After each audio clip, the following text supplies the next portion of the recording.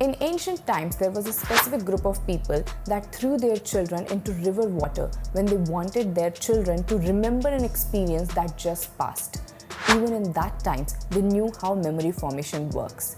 Memory becomes stronger with the release of adrenaline. So in case you want to increase your memory formation, you want to improve your memory and you are a student, it's a must that after studying for 3 to 4 hours, you must inculcate a habit in your daily routine that can actually increase adrenaline just after you study.